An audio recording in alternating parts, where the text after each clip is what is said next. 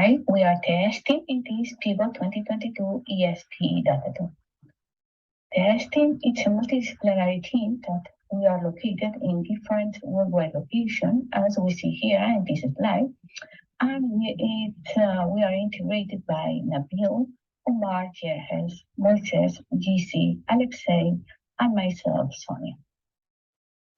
In this case, we evaluate a Utah Forge project that it's located in the South Central Utah, and it's a reservoir that has more than 200 centigrade of temperature and located at 2.4 kilometers deep.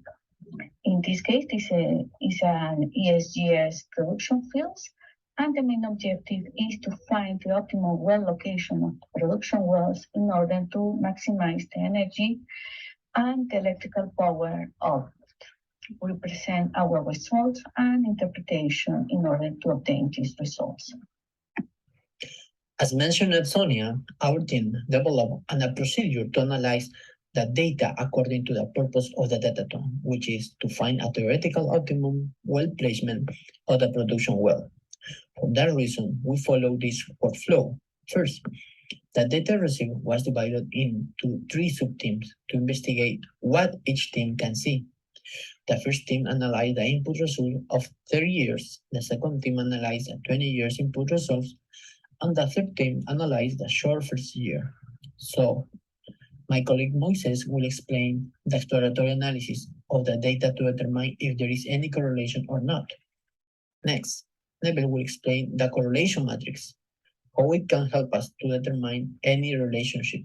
And finally, Alex will explain in details the objective functions and classification problem solving to identify the theoretical optimal well placement and a well placement to avoid, showing many objective functions. A critical step in any machine learning project is the analysis of the data. In this case, an evident correlation was not identified because of the complex distribution of properties as shown here for the well inputs.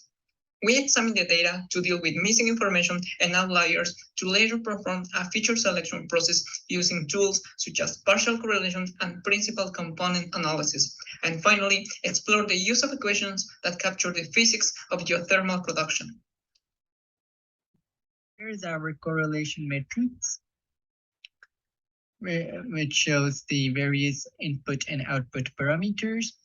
So a correlation value of greater than 0 suggests that there is a positive correlation between the parameters or a linear relationship, and likewise, or conversely, the negative value suggests that it's a non-linear relationship or negative correlation. Once again, the Datathon challenge statement is to find theoretical optimum well placement of the production well. For this purpose, several objective functions were presented. All of these functions are related to an amount of enthalpy calculation, cumulative, diff, and devout losses. So we decided to select cumulative amount of enthalpy as objective function. Then they split full dataset by 4 main categories, by the value of cumulative amount of enthalpy calculated for each simulation. In order to find that parameters are the most important, to classify simulations between categories, machine learning method was used. This method is based on gradient boosting on decision trees algorithm CAT-boost. Finally, we get 14 parameters for optimal and not optimal scenarios of a 20-year project lifespan.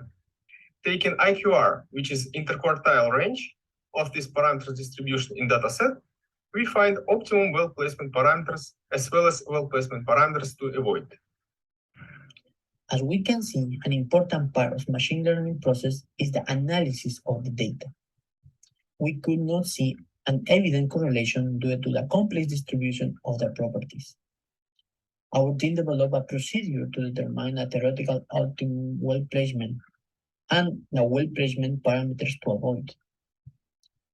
Another conclusion is in order to find what parameters are the most important machine learning method was used, this method is based on gradient boosting on the decision tree algorithm called CAT-boost.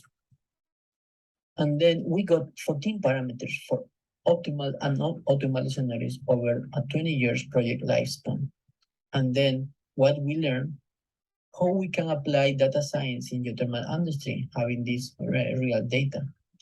And finally, work as a team, recognizing our skills and organize our schedules because we have different time zones. Thank you so much.